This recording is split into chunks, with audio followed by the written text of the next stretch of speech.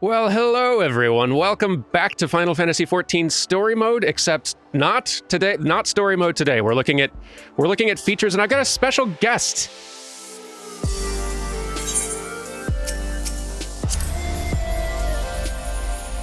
$97, $98, $99, 100. Oh, hey. Hello. Is that the great hero, Durman Durrami, who Ifrit's Bane? Greatest Titans, whatever. Yep, that's me. You've everything you've heard is true. Yes, Welcome, absolutely. welcome to the channel, Victor Quibbles, better known probably to most folks as JoCat. Oh, sorry. Oh, I was just doing some push-ups. Oh, man. Or rather, squats. I did push-ups before my squats to get me ready for my squats. Yes, hello. I am JoCat. I am, some of you may have heard of me if you play 14 at all. I am best well known for my Crap Guide series, Crap Guide to Monster Hunter, Crap Guide to D&D, and more recently, Crap Guide to Final Fantasy XIV, where I play a very angry drill instructor style character who shouts at you how to play the game. Be warned, if you do watch it, the language is explicit, but it's all in good fun and just, playing, kind of playing on that whole trope of like the angry drill sergeant teaching you how to do stuff. Absolutely. I highly recommend everyone watch those if you haven't. They are a delight. Very unlike actual JoCat here in personality. But anyway, so I've showed off some features in this game before, some non-story features in the game, but there is a lot more to the game, and frankly, you have way more experience with the game than I do, so you can actually show these off way better. So I thought we'd get you in here to get your help. Boy, there is a lot to do in this game as well, and I guess we can start out with the reason why we're in this location currently, and we can talk about... This is an MMO, right? And most MMOs have a player-driven economy. In 14, it's Gil, the in-game currency. And for an economy to run, it needs resources. And one of the main ones in 14 are materials gathered by 3 gatherers. Mining, which you can grab in Ul'dah. Let me see if I can bring up the... There we go. I have a miner, and pardon if you are on my footage, pardon my hotbar losing some of its skills. It's just, with a new expansion, they usually kind of get rid of a few skills that are redundant or not very useful anymore. I appreciate that. Yes, very much so.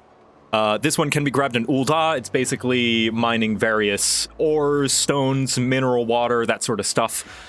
There is botany that is grabbed up in Gridania, basically herbology and gathering various plants, logging, and even small fauna like frogs and snakes sometimes hidden in the bushes. Those two are fairly straightforward in how they work. You find a gathering node, you click on it, and you choose one of the various available resources assigned to that node. There's usually a % chance to gather, depending on how geared you are and the level compared to that of the node.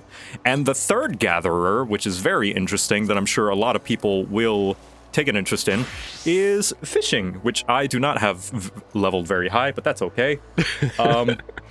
Yeah, fishing, which is found in Limsa Lominsa. It's pretty unique. It's more or less the fishing that you would find in any other video game system, albeit with a few more bells and whistles.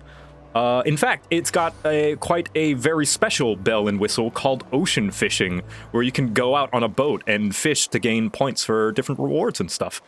Ocean fishing is very cool. I think I might have some footage lying around of it that I recorded on my other character. I'll throw in some footage of it real fast. Yeah. Just so because those boats only leave like every 2 real life hours. So trying to get on one of those during this recording may be tricky. Yeah, it's actually a cool little novelty. The fact that you have to schedule around like an actual boat, and then you like see a bunch of people gathering around it. And the actual fishing itself is really cool because you just got a bunch of people just fishing off the side, and occasionally an aurora borealis will come and it's like, oh, there's rainbow sharks in the water now. And it's like, yeah. It's very good. And what's great about it, as opposed to having nodes like the other crafters, like gatherers that are designated in various different spots, with a fisher, as long as there's like a place with water, you can just go and you can just fish anytime. I need to put on some bait. I don't have any bait. I sold it all. But yeah, you can see people over here. They're just fishing and just out fishing. As long as there's some water, you can fish. Fishing in style, too. I appreciated seeing, even just showing off your gathering and just sort of like working the land classes, you've got some incredible fashion going on. Yes, thank you very much. Yeah, this is only starter gear, but I try to make sure my short shorts are very short as possible so as to not scare away the fish, you know? Oh, of course. Tantalizing them. This is already very good. See, you're doing such a better job of explaining gathering classes than I would have. Thank you. I have bullet points on a notepad. Oh, wow, you came prepared. Yeah, I want to make sure that people know what there is to do. And yeah, so you might wonder, what is all this gathering for? Well, firstly, it's for people who are interested in sort of low-intensity ways of passing the time. I know that there is a market for people who just like to turn their brain off, turn on like a show on their other monitor, and just do something brainless. But also, nearly every single thing that you can gather is usually useful in some way, more often than not, as crafting materials, which brings us to... Perfect for that transition, by the way. Yeah, thank you. See, I planned this all out. Yeah. So, there are a total of 8 different crafters, and each one specializes in a different thing. There is the carpenter, and all of them are going to look pretty much the same on my screen because I have them all glamored as this cute little apron, which is also a cool little crafting reward. I really like it. What's the little symbol on the... Sorry, I'm trying to get camera close here. Yeah. Oh, I love the little chocobo on the front. It's a chocobo. That's very good. I don't know. I can't read Eorzean. I don't know what that says. I think it's like chocobo... gray. I don't know. I don't know Eorzean. It's just... it literally is just like English, except with different symbols. Yep.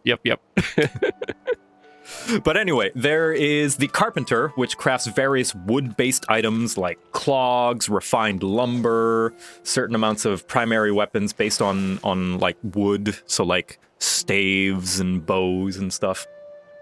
There is the blacksmith, which is various different types of metal-based tools and weaponry. This one is sort of the weapons crafter, whereas most of the other crafters can create several weapons and tools for various jobs. This one, it's the primary job of the blacksmith. It makes a majority of them, since metal is kind of a big deal when it comes to crafting. The next one, slightly adjacent, is the armorer, which, as the name implies, makes many metal-based pieces of gear and a few tools of its own, like frying pans for culinarians and such. Now, what's interesting about this one is the armor kind of shares an overlap with the blacksmith, where they can both kind of make similar metal materials like ores and ingots and nuggets to use for further crafting. So it's kind of nice in that sense. The next one is the goldsmith, which crafts various types of jewelry, you know, your rings, bracelets, necklaces, and some of the fancier ores and materials, like you'll often find the cast of Steven Universe in here somewhere. I wasn't expecting that reference, thank you. Next is the leatherworker, as the name implies, a bunch of leather stuff. The weaver, which makes various cloth crafts and a bunch of light gear. The alchemist. Now, alchemist is sort of in a weird place in terms of usefulness. Potions, for a majority of the game, are kind of superfluous and mostly there as a carryover from earlier versions of the game where they were more needed. But now it's mostly just used for crafting materials for other things, like there might be a certain kind of vial that's needed to, I don't know, dye a certain type of cloth or something. However... Yeah, what's up? Oh, no, sorry. I was just like, this is new information to me. I really appreciate this. Yeah. Like, for some reason, you'll need, like, a strength vial for making, like, a piece of plate armor or something. Oh, that's kind of cool. Yeah. In the case of high-end raids, like Extreme, Trial, Savage Raids, and Ultimate Raids, those are the areas of the game where potions loop back around and become useful again. Oh, because, cool. Yeah. Those, every little bit of HP, MP, and damage point matters, since you're dealing with a lot of boss health that deals a lot of damage, and you have a limited amount of time to beat it before you are either killed instantly or kicked out of the instance. So, yeah, potions become a necessity to squeeze out every last bit of optimization in beating those bosses. That sounds terrifying. I've only fought a handful of like EXs at proper level, and even that is daunting. Yeah, imagine things like Savage Raid on day 1 when, like, the gear is still really low. Like, man. Yeah, it's a good way to keep all of these crafters really useful, like, even in endgame as well. I really am enjoying, and entirely unrelated, I'm really enjoying just the admiration on Dermon's face looking up at Victor right now. Yes, I will teach you all of the things. Yay. And lastly, the last crafter, a lot of people's favorites, actually, is the culinarian. You can straight up be a cook and make food for everyone. I'm really enjoying the pan. Yeah, this one is similar to the alchemist in that it's not entirely the most required crafting, until you reach high-end content, again, like the alchemist, for the same reasons as certain potions and certain foods are better for different jobs. There are actually best-in-slot foods in the sense that for the various different jobs, in order to deal the maximum possible calculated damage per second, you will need to eat a very certain specific dish for the right stats for the fight. That's so good. Yeah, it gets really, really detailed. However, those who this does not apply to, there is still a use for food because each and every single one of these dishes gives you a straight up bonus to your XP gain, which is great for leveling. Yeah, just like 3% across the board, yeah? Yep. Yeah. So it's always good to be eating something, even if it's just like the cheapest food you can find. Yeah. Just scarf food all the time. In fact, I'm going to make you something right now. What? Yeah. Let's see. I'm excited. Yeah, I'm excited to see cooking in action. I don't think I ever actually have done it. Let's see. Let's do I have... Oh, no. Did I get rid of the materials? No, I didn't. Okay, good. So this one's going to be really easy to craft. Now, if you notice the crafting, there are 2 bars. There's a quality bar and a progress bar. A progress bar is mostly just you press the button until it completes and you get the material. However, there's a quality bar in which it takes a little bit more skill and kind of tactics with all your different various things, because if you spend too much working on your crafted item, it can break. If you lose all the durability, that's essentially its health bar, it will break, you will lose the materials, and the item is gone. So, yeah, and that can get really, really daunting at higher levels as well, with how crazy the amount of quality that you need in order for the item to be high quality. But, yeah, just gonna make you this little dish. Aw. And at that higher level, I imagine like the ingredients and the components needed to make that stuff are also fairly expensive. Oh, absolutely. So like high risk. Yeah, very expensive on the market board, or a lot of time consuming in the sense that you need to be a high level gatherer for it. But yeah, here you go. I'm gonna give you a couple of things. I'll give you this egg. What? And because it's becoming the cold weather right now, a little bit of hot chocolate. Aw. That's so sweet of you. I will do my customary thing and give you a snack. Thank you. Pretzel. Have a snack. Thank you very much. Delicious. I'm gonna drink some hot chocolate right now because it's snowing. Very much so. Yay. Now, there is... Thank you very much. Yeah, of course. The most important reason you would want to go become a crafter, I'm going to give you 3 guesses, Dan. What do you think? Most important reason to become a crafter. I am guessing making an absurd amount of gil selling stuff to players who have way too much of it. Close. That is a very good benefit, but not quite. Ooh. Okay, now I'm really curious. What's the main benefit? The main benefit is making glamour. Yes, of course. The true end game glamour. Every single crafter has a bunch of glamour items they can craft as well. Essentially level 1 gear with no stats on them that are meant to just be thrown into the glamour dresser so you can look fashionable. That's perfect. Because yeah, I just showed like very 101 level glamour, how glamour works on a very base level, but you've got way more experience with it, as I understand. Yeah, and every crafter can actually make housing items as well. Like, there's a housing section where they can just make, I don't know, like if I'm a weaver, I can make beds. If I'm a culinarian, I can make dishes that you can actually put in your house. Awesome. Yeah. In fact, I'm gonna make you some glam. What are you feeling? Are you what? I'll let you choose. Are you feeling something fancy, something cozy, or something extra cozy? Ooh. I think Dermot could use something extra cozy for sure. I don't think Dermot has a lot of cozy stuff in general. All right, let's see. Our boy needs to be comfy. Yep, okay. Let's see. Do I have the materials? Yes, I prepared. All right, here we go. Oh my goodness. Let's get a little bit of this. a little bit of this. And anyone who's, if the footage, oh, that was easy. Okay. If the footage is on my screen, I was gonna say you can see a little bit more of the higher end stuff, but I just completed the quality in 2 pulls of my needle, but that's okay. Yeah. I may be a little overgeared. Dermot spends all day wearing just uncomfortable plate mail. He deserves comfiness. Yeah, of course. And that comfiness will come in this cute little poncho. Oh my goodness, a poncho. Okay. A high quality poncho. It doesn't do anything to its stats, but it lets you know that it's high quality. All right, this we must see. Oh, look how sharp he's looking. Oh, I'm adorable. And you know what the best part is whoever crafted you that piece of gear or food or weapon or whatever, their signature will always be at the bottom of the item description forever. There it is. Yeah. Yep. Oh, I love it. Top, you'll always know was created by the top 100 weaver of the firmament, by the way, Victor Quibbles. Whoa. Yeah. Look, goodness. I didn't know I was talking to, like, crafting royalty here. Mm-hmm. Oh, wow. It's an honor. You're really on the game with the emotes, by the way. Thank you. I have practiced. Anyway, now that you are glammed up, I think we can talk about fashion.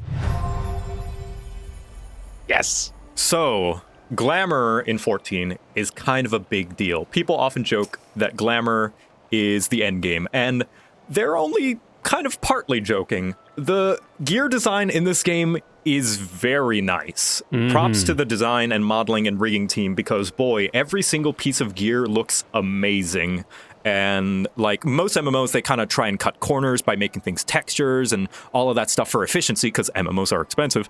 But man, props to the design team. I don't know what like eldritch monster they had to pay tribute to make all the gear look as good as it does, but it does.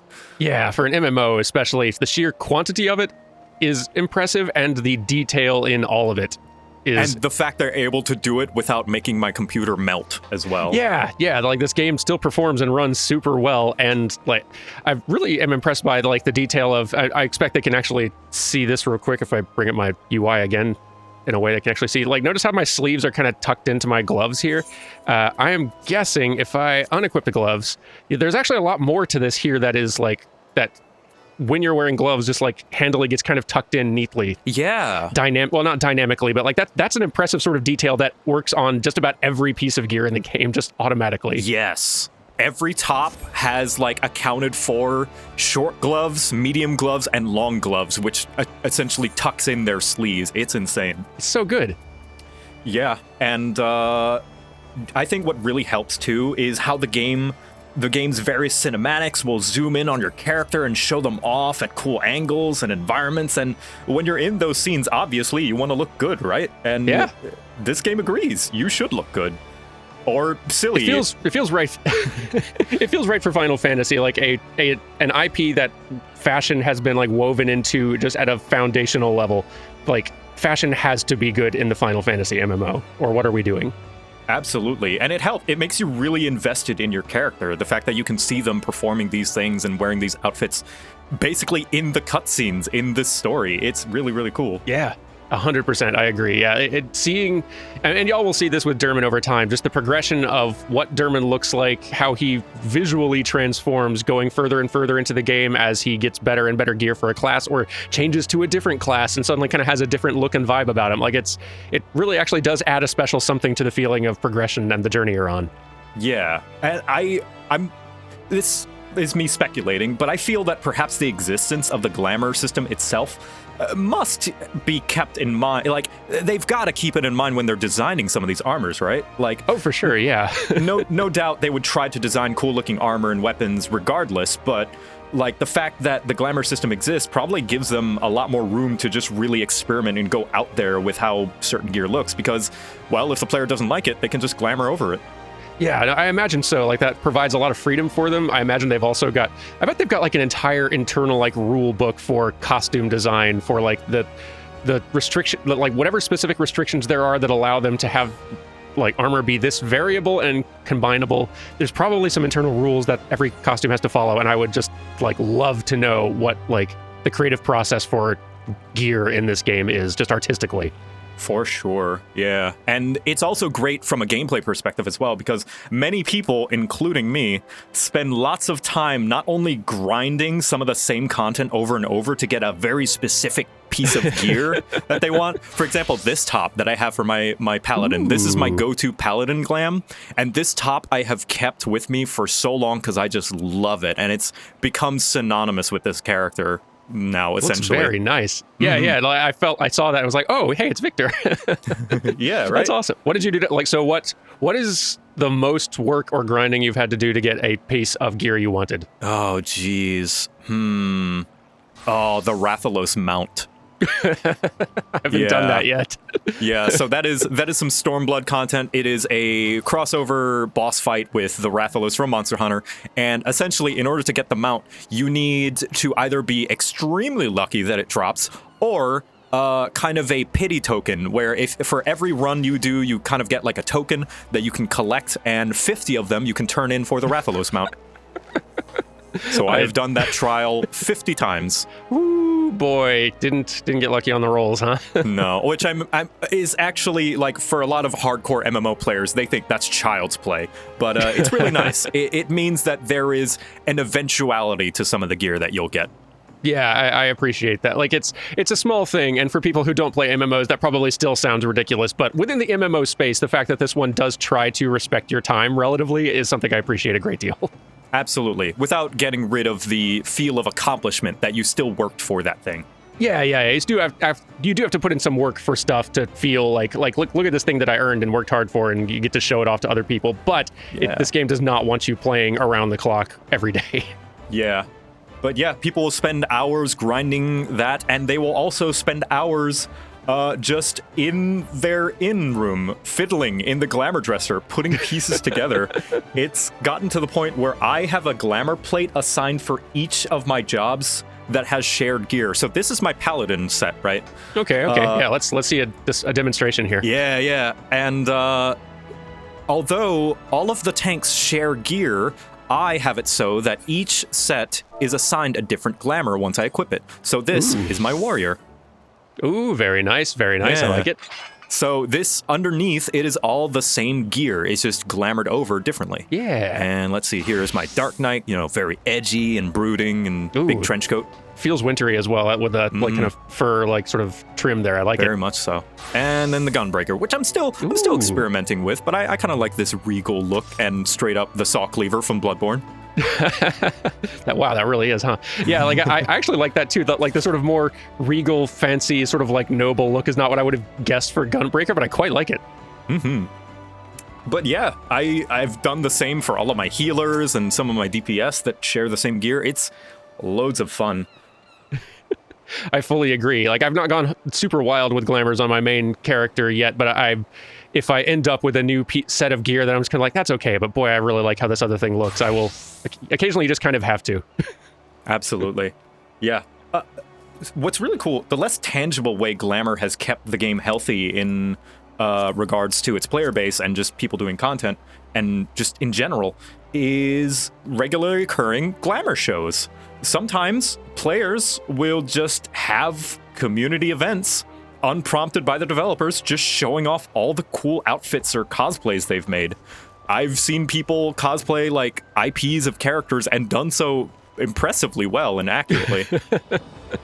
I remember tuning in for just a little bit of a stream you did, a fashion show stream, where some people came in with some really like hog wild glam combinations, like stuff that I've never seen before, really fitting together with like people going with like specific themes and finding all kinds of cool ways to integrate it into their look and their hair color and all kinds of stuff. Like, super impressive. Yeah. And speaking of, I've hosted a couple of fashion streams of just like contests where we give prizes to the winners and have judges and everything. It's really cool. Highly recommend y'all. Like, I'll be telling y'all all the places you should go follow JoCat later on in this thing, but you should definitely try following JoCat or subbing even on Twitch, because the 14 streams and stuff like fashion shows and community events are a delight.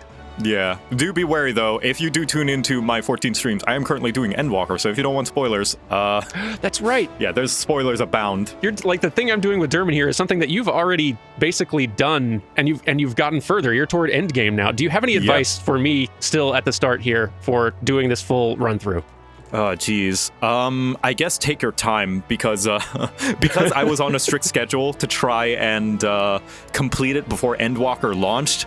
I had very long sessions that were kind of exhausting and miserable. Ooh. So I think the way that you're doing it right now is perfectly fine and good, and I encourage you on your journey. Thank you. I hope you enjoy it. And you might catch some things that you didn't notice the first time around. I guess the one suggestion I would have, depending on how interested you are in flavor and stuff, is talking to the NPCs kind of next to the quest giver. Like, sometimes you'll just see, like, various different NPCs, like in the Waking Sands, the various different people that are just around and have dialogue for flavor. Sometimes they have their little kind of own personal storylines going on, and it can be fun to tune in. Yeah, I'm gonna try to make more of a point of doing that this time around. I only just recently started realizing how much character flavor was packed into that optional dialogue on my main character, so I'm gonna try with Dermot to make a point of doing that more frequently. Very much so, yeah. I really am liking this full armor set here. It's very good look in general. Thank you. I'm very proud of the fact that all of it is undyed as well. It all fits together despite being undyed. Yeah. Wow, that's impressive. Yeah, similar shades of gold and everything. Dang. Right? Well done. Thank you. But yeah, glamour plays a big part in this game. It's dedicated by the dedicated player base. Majority of the elements of collectibles in this game are glam.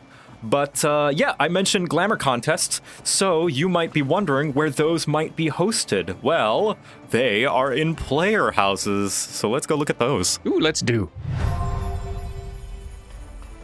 If you are on my friends list, I think you should be able to select me and I think estate teleportation. Ooh, oh wow, that's a feature I did not know about until literally right this second. Click. Yep. So you're going to want to go to private estate, and I have my own house. My goodness. This should be good. Yep, I had to fight a lot of people for it. Yeah, luckily the housing system is going to get better. How it used to work was you had to basically wait for a house in a random time within 48 hours that it would be purchasable. What that means, though, is the most successful way to secure your own plot is to click on the placard and hope that it's ready and check in every few seconds, and it would mean that people would camp the placard just regularly. But luckily, they're changing that. It's going to be a lottery system, which means less waiting and clicking on placards, which is good. That's good. That's an improvement. But yes, welcome. What a lovely place. To Victor's Cribbles. That is extremely good, and I love that you got a waterfall right behind your house, which is incredible. It is a lovely spot. This feels very like, something about it gives very like Aerith's house vibes in Final Fantasy VII somehow, except with way less technology and pollution, so better than Aerith's house. Why, thank you. I try to recycle. I got the Monster Hunter meat and everything. I got the Monster Hunter meat. I've got a striking dummy, which is actually useful for practicing your skills rotations and stuff. Very much, yeah. You can just practice hitting stuff and try to like kind of figure out how to like optimize your damage output by just very much so. Just like hitting striking dummies around. I often use it to practice any jobs that I have level boosted, you know, so I can just like learn it before I go into any dungeons and stuff. It's very useful. Very handy. If you will follow me in here, we may go into the entrance. All right, Dermot, you don't have to keep fighting the thing. It's okay, buddy. Here we are. And welcome. So I have sort of an inn/lounge/TV hangout area here.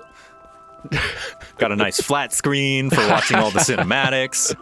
This is impressive. And if you follow me down here, I have redecorated my basement into one of said fashion show glamour contest areas. Whoo, boy. Yep. Wow. Spotlight and everything. This is so good. It's like a little theater. Look at my new poncho, everyone. Yes. All right, Dermot, give us your best. Stage fright. Very good. Yes, very emotive.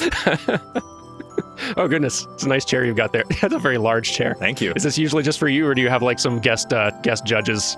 I have guest judges as well. Nice. They usually sit alongside me and have a little audience in the back, and they'll cheer and clap and stuff as people go up on the stage. That's perfect. Are you able to get like the camera behind you and get some like MST3K vibes? Yes, absolutely. I can even go in first person. You get a close-up look on you. Oh yeah, that's right. You can go in first person in this game, like so. Mm-hmm. So, wow. Loving the music as well. Way to pull in the like Christmas holiday track. Oh yeah. So yeah, housing in this game is simultaneously the most impressive and also the most finicky thing in the world. How much work, like how much time would you say was required to get the interior of this place looking like this? Oh, down here, not at all. The TV, probably an hour. Yeah, there's a lot of tricks you can do to try and kind of maneuver items into place to make them look like certain things. And the degree of creativity and just decorative skill some players have when it comes to placing furniture in a house would likely just cause the Garlean Empire to just surrender out of fear, honestly. This is so impressive. Yeah. You just got tank schematics back here. That's awesome. Oh, yeah. So, yeah, there's so many items that I've not seen. Like, I've barely dipped into housing anything at all. I've mostly just been impressed by what the Dantalis folks have put together. So getting to see just more varieties of what else is possible and what other sort of furnishings that exist. People get really creative. Some people make their houses into restaurants or cafes. Some people will make them into what look like little city streets with markets and stuff. I turned mine, as you can see, like into a tavern. Very good. I have a friend that made their house into kind of like a fast food joint that includes like seating booths and a front desk to order food. That's adorable. Yeah, some people even turn their houses into entire like nightclubs, complete with bartenders and DJs who stream their club music on their live streams. It's nuts. I love the community in this game. Yeah. Heck, my free company house, owned and managed by the wonderfully entertaining Twitch streamer Shenpai, they use their FC house for just about near everything, including the primary venue for a player-run in-game convention called LunarCon. That's beautiful. Yeah. I remember hearing some buzz about LunarCon, like when that happened last time around. Like, so what all happens at LunarCon? Well, basically, it's just kind of like an RP venue for people to go hang out, maybe do some content together, just like basically populating the game. But also, we actually hosted panels on streams with people talking and with a virtual audience and everything. And it was pretty great. Some people hosted panels talking about, like, you know, how to make your glamour look good, how to not be intimidated by high-end raids and where you can start, what it's like making content about the game, just various different talks about it. It's like a real convention. It sounds like. That's amazing. Yeah. And everyone can just go virtually with their fun little character, their glams and fashion, and basically everyone can cosplay. It's way easier. Yeah. People are so proud of their houses that a lot of times they'll just leave it out in the open with the option for people to just walk in if they so wish. I love that they can do that. That is so cool that you can just go on a house tour around. So like, I'm not gonna go wandering into anybody else's houses right now, but like, I guess I also didn't show off, like, hey, like I showed off the Ulda's housing area last time, the Goblet. These are the lavender beds. This is Gridania's housing area. Yes. Very different vibe, as you can tell. Very grassy and flowery, and I love it. It's that typical, like, fantasy forest vibe. Super pretty. So so we've seen your personal house now. Could we get a look at the free company estate as well? I'm very curious. Absolutely. You can access it by the same method you access my house. Let's see here. Estate teleportation. Free company estate. Ooh, and this one's back in the Goblet. Fun. Okay. Yeah. I don't remember what they call it. I think they call it the Let's Bully Voxer Club, which Voxer is Shen's character's name. Whoa. This is quite the plot. Oh, yeah. This is a large plot. These are real hard to come by. Oh, boy, I bet. Holy cow. Yeah. So, yeah, all of this stuff, like, you can see there's, like, little market, like, booths and a little pond, and you can see that there's a gazebo sort of dealio over here that you can just sit at. A cute little bench. It's got a Christmas tree, and, it's great. It's wonderful. This is really impressive. How much do, because I have very little frame of reference, like the kinds of, like a gazebo or a furnishing, I imagine a lot of these are craftable, but if you were to just go onto the market board and try buying this sort of thing, like how much can stuff like this start running for? Oh man, some of these furniture, depending on the rarity, can get into the millions. Just because of their rarity of acquisition or what it takes to get them, like in terms of time investment. Oh man, even just leveling a crafting job I hear can be pretty wild. Like Absolutely. I've heard lots of people talking about like lots of new players saying it's like, all right, well, I've gotten a lot of money in this game and I have nothing really to do with it. I've just been playing through the main story. Oh, I've started doing a crafter and I'm now broke instantly. Yeah. The thing about leveling and gearing crafters is either you have a lot of gil or you have a lot of time. Oftentimes people don't have that time, so they will spend a lot of gil getting the materials that they need. But if they do have time, though, the time that they spend getting all the material they need themselves will often make them one of the extra syndicates of Ul'dah. But yeah, welcome to the Shen FC house. How is the interface for like placing all of these items in a house? Because I should stress everybody, like all of these items and decorations are custom placed. These houses are really customizable. As indicated by some of the clipping you can see on the items on the floor. A little bit. Yeah, it's functional enough. There are tricks that people are able to do, basically glitches, and they're not against terms of service or anything, to make like some really cool things like the TV you saw in my house where it was basically glitched into the wall. It's two fireplaces dyed black. I totally thought that was just a TV. I thought they just had a flat screen TV in the list of things you could make as a armorer, I guess. I don't know. Yeah, no. Although there is a plasmoid, they call it, kind of like a massive, colorful TV, and this is Shen's stage, way bigger and way more fancy. You can see. Very fancy. Holy cow. Mm-hmm. Love the blue lights, chandelier things. Oh, yeah. Amazing. But yeah, the interface is fine enough if you are only just trying to place things around. If you're trying to do fancy, it can get a little bit finicky, but it serves its purpose well enough, you know? Yeah, seriously, like it really does. I'm impressed by this. I remember, I was like a couple of years ago thinking like, but I remember like the housing stuff that they were doing in an MMO that failed and is gone now called WildStar. And like how yes. I really loved that aspect of it. And I felt like, I wish like some of their MMO needs to just shamelessly rip this off because this is really good. Little did I know 14 was way ahead of me. Oh, yeah. Hello, good sir. Is there anything I can get you? Oh, my goodness. Look at this. I had not even fully realized what I just walked into. Yes, this is the definitely not Yakuza corner. Oh, this is so good. Mm-hmm. I love that. How is this pool table assembled? Because they definitely don't have a pool table. That is a good question. I can check, actually, because I think I have permissions in adjusting this house. So let me see. This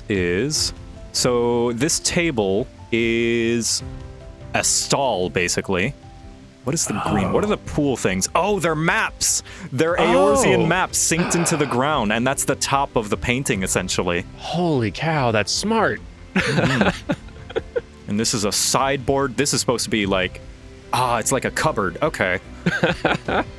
Wow, that is incredibly creative. Wow. I love this stuff. But yeah, basically, houses are usually the best place for the community events and just doing crazy stuff. Just whether it be hanging out or role-playing, which I guess is the perfect time to talk about that part of the game. Yes, let's. Yes. All right, so... I know the word roleplay has attached to it certain connotations. And although, yes, those aspects do exist in the game and have been acknowledged by the developers as well, role-playing, yes, absolutely. They recently did kind of a more detailed writing of examples of what their terms of service includes, and they had to acknowledge ERP and where that falls in, when it comes to their rules and stuff. But role-playing comes in all different forms. And this is, as the genre says, a role-playing game. So, a massively multiplayer role-playing game for that matter, and it provides many tools to do so. Housing and glamour are one of the avenues to get into the role-playing mindset and setting, but the game systems also play into it, like the emotes. You know, there are so many emotes, and some very subtle ones as well, like just facial features. Like you can just do like /smile. Your character won't gesture or anything; they'll just smile, and it's really, really well done. It's really impressive. Yeah, I've not like fully shown the full breadth of this menu before, but yeah, like you've got your general ones, lots of full body things, many of which also still work when seated. So like if I let's just try joy. There you go. So like that's an emote that I would normally do at the end of a successful dungeon run, but now I can just do it while also sitting. It's really impressive. It's very impressive. And yeah, like there's a full expressions thing if I just want to change expressions for a little bit. Yeah. Yeah. You can float on water, sit on the ground, like change your just idle stance. There's tons and tons and tons that they give you to do, and tons more that I've like, this is pretty much just the base collection. There are so many that you can purchase and unlock through tons of different means. Absolutely. And the fact that there are so many of them are different from not only like in-game race to race, but also like between the different genders as well. They can often have different emotes. It's so many animations. It's a lot. It's a lot. Props to the animation team for making, and they're all so charming too. My favorites is always this one that is grinded from one of the Beast Tribe quests. It is the Moogle dance. What? It's lovely, and just this little doing the monkey here. Yay. Oh, it's wonderful. Oh my goodness. But yeah, there's loads of emotes that allow you to essentially roleplay as a character performing actions. In fact, people have used various emotes and animations in this game to create some incredible pieces of machinima. Essentially scripted videos using in-game assets. You mind if I plug one, actually? Oh, go for it, please. One of my favorites kind of machinima makers is called Magitech Productions. They make incredibly high-quality stuff that I highly recommend watching. Their direction and voice work in tandem with what are essentially actors in-game, it's just amazing what they're able to achieve. I gotta check this out later. This sounds awesome. Yeah, I'll put a clip on screen so y'all can see what he's talking about. Yeah. If emotes are still not enough, you can go one step further and do custom emotes, where you can type in the chat /EM, followed by whatever you want your character to do, and it reads it all out, kind of almost like a stage play. So I can be like...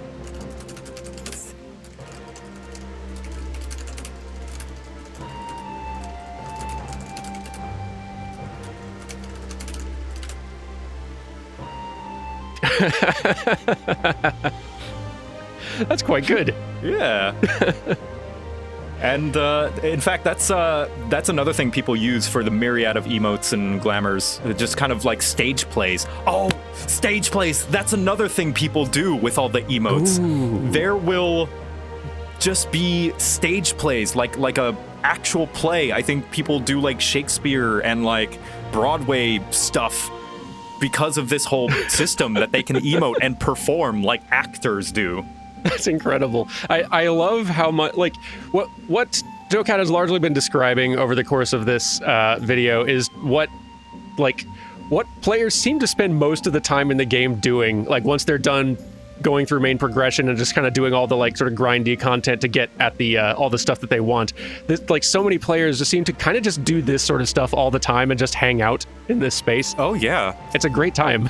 And it's totally unprompted. There's no, like, quest or reward for it. It's just, they just do it because it's enjoyable. And it is, like, I'm just thoroughly impressed, like, just at what I've been seeing so far, just between the housing, the emotes, just all these different systems they have. Like, this is, if you want to just, like, hang out with some friends in a game, and I know MMOs are just kind of good for that, but there's just so much you can do that has seemingly little at all to do with the game itself. That is just great hangout material. Yeah, it's funny. All the endgame people joke about is, like, not typical endgame stuff you would find in other MMOs. It's the social aspect. Yeah, I mean, if you want, like, the extreme combat challenges, as Joe was describing earlier, those certainly exist. They're there. And they can be very, very hard, and there's a lot of it. But if you also just want to hang out and look cool and do goofy things with friends, I've been impressed with some of just the, like, streaming setups you've done for, like, viewing parties for, like, new game reveals and things like that. Oh, like yeah. Some people will like set up. I actually got inspired by Shen for doing that because her little theater downstairs, she would like dye the wall green and make it a green screen to watch things through. It's pretty cool. That's smart. Yeah. Darn, I love this game. Yeah. How long have you been playing at this point? Oh, geez. Hold on. Let me do /playtime. 96 days, 22 hours, 7 minutes. Now, that, of course, is over the course of several years. I was not always sold by this game. But I am into it now. I think it was like somewhere around August of last year. I really, really got hooked. It finally clicked with me. And the majority of my playtime has come throughout the year of 2021. Same here. It's been a good time. How are you enjoying Endwalker, by the way? Oh, very much so. So far, there have been 2 like extremely like whoa moments, and one just like perfectly like filler thing that I always wanted of just the characters hanging out and chatting, and that's all I ever wanted. Honestly, yay! It was my favorite part of Mass Effect 3 of just the like DLC where you're just all hanging out and going to a party. Yep. We essentially got a small chunk of that in Endwalker, and I'm very, very happy. That's delightful. And I hope there is more. Oh, that makes me very excited. I really enjoy the characters in this game. Me too. So back on the topic of role-playing. Yes. If you are wondering, how do I start role-playing? I don't know if I can answer that succinctly, as I'm not all too familiar with the finer details of RP, but I'm guessing it's usually among friends, and you can treat it kind of like D&D or collaborative improv or what have you.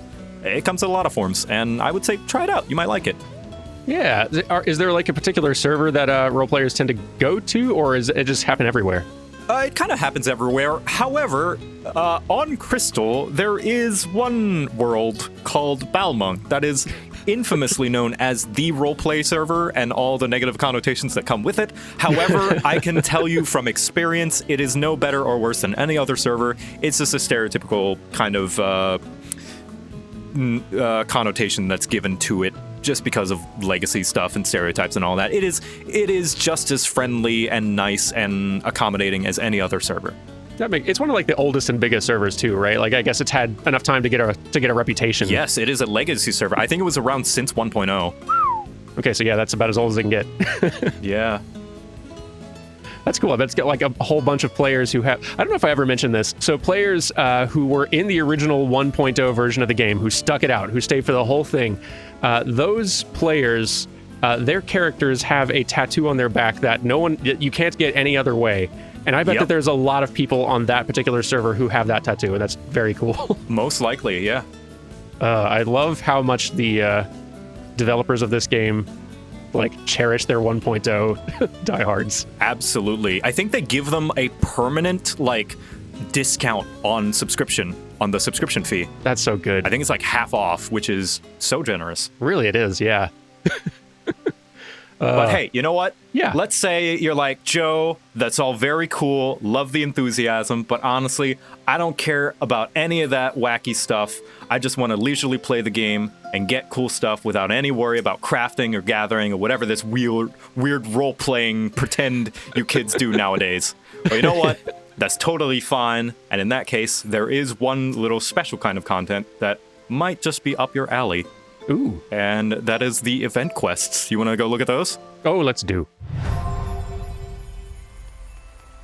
But let's see. Yes. I believe the event quests happen here in the amphitheater, which is all decked out for holiday stuff, which by the time this airs will be a bit out of season, but that's okay. Yeah. Yeah. Oftentimes there will almost always be one event going on in the game. I think there are only some times where there isn't.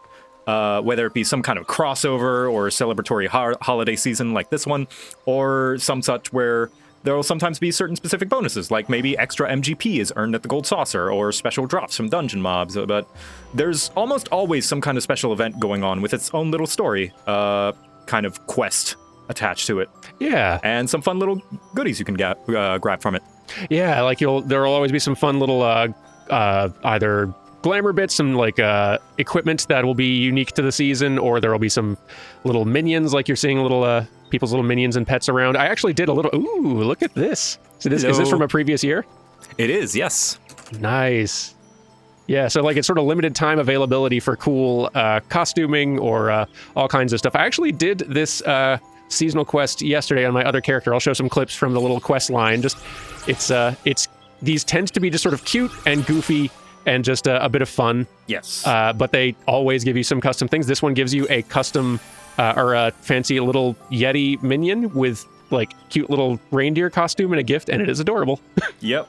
Now, I know some people are probably groaning at thought of FOMO, and for those who are not good with acronyms, FOMO stands for fear of missing out, and it's a tactic that some games use to tempt the player to come back and play the game out of fear that they are missing out on certain content that is only available for a limited amount of time. And whatever your thoughts are on that, I know it's a very divisive subject. I personally feel that although yes, 14 does dip its toes a tad, as evidenced by its limited time events, the great part is that these event quests only ever give fun little goodies, like the little minion, so you're not missing out on much. They're usually like an emote or a mount or a glamour item, and more often than not, they can be completed in like an hour. Yeah. So no grinding or anything like that, and it really takes no time at all, especially if you just skip all the dialogue. You're essentially like doing 10 minutes of clicking and then you get your thing.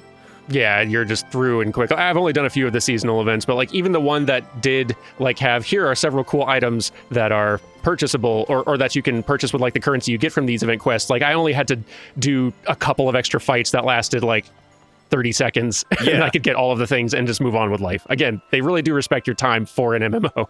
Yep. And the level requirement is nearly nothing too. Only on rare occasions will you need to be like level 50 and stuff, but you know, free trial goes up to there now. Yeah. But I know people worry about needing to be at endgame to participate in events, but the highest level I've ever seen most of them gated, I know there's, like I said, exceptions, most of them are usually only gated at level 15, which is when you should have all of the 3 starting areas unlocked anyway. So, oh yeah. And that really takes very little time at all. I know for a fact that there are numerous people who have started playing the game since I started the story mode series who are now way, way further than I am in the story mode series. Oh yeah, experience is very easy to come by. Oh yeah, if you're just playing the main story quest, you will level your job, frankly, faster than necessary. You'll be too high level for a lot of stuff. Yep. Yeah. Because I'm seeing even more just like seasonal like get-ups that other people have, presumably either just died, like with gear similar to what JoCat has here, but like dyed a different color, or just from a different seasonal event. Mm-hmm. I like it. And there is an option to get these things, because if you're not able to spend the time to grab them when they are available, usually they appear in the Mog Station, the cash shop of this game. So if you don't have the time, but you do have the money, you can just buy them whenever the event is gone and throw them on the Mog Station. I do appreciate that Mog Station is there for certain things. Specifically, like, some folks have been still asking in comments, like, wait, how did Derman get to be level 70 already? I ended up just buying a level skip to get Derman up there because it makes recording this way easier. Oh, yeah. And I've already leveled all these jobs in another character anyway. I would much rather spend, like, I think it was like $12 because it was on sale, than 12 or more hours instead. Absolutely. But yeah, basically, they do a very good job of making these event quests as accessible as possible to every player, and it's very, very nice. It really is. Mm-hmm. Also helps to mark the passage of time, which especially in these last recent years has been very much appreciated. Wait, years? I felt like it's just been a long blur of October. Yeah. Just this eternal October that never stopped. Yeah, that's basically everything I have. Nice. That's a lot of great stuff that you've shown off here. I really thank you for coming in and like demonstrating all these things way better than I could have. Oh, of course. Thanks for giving me the spotlight. Absolutely. No, it's been like wonderful having you on here. So like you've already mentioned several of the pets. Yay. You've already mentioned like you do have a YouTube channel with lots of I highly recommend watching all JoCat videos. Oh, thanks. They are so much fun. You're very good at what you do. I'm jealous of your skills. Thanks. You do have a Twitch channel, which you have been playing a lot of 14 on and going through the main story. You're in Endwalker now. If people are wanting to, is this like your first experience through Endwalker that you're showing? It is completely fresh and not knowing anything I've done. I've actually been surprised at not being spoiled of anything. So everything is just completely fresh and new, and I have no idea what's going on, and I'm enjoying it very much. That is fantastic. So yeah, if you all want to catch the rest of Endwalker with JoCat, you should go and subscribe to his Twitch channel. Thank you so much for making time to do this. I really appreciate it. It's been lovely getting to just make something with you. Thank you for giving me an excuse to nerd out about this game, because I can't stop talking about it or thinking about it. Listen, I understand. I annoy many a person in real life and online. It's just unfortunate that nobody new can come play it right now. That is true. At the moment, the game is too successful, and they've had to stop selling it for a bit so that until they can get the servers to calm down and catch less fire. But eventually, you'll be able to get back into the game. Eventually, you will be able to play the critically acclaimed MMO. Thank you so much again for making time. Thank you all very much for watching. And yeah, I will see you next time when we get back to story things. There's a snowball emote. I forgot there was a snowball emote. Snowball fight! Yeah. I'm so losing the snowball fight so bad. Take care, everyone, and goodbye. Bye.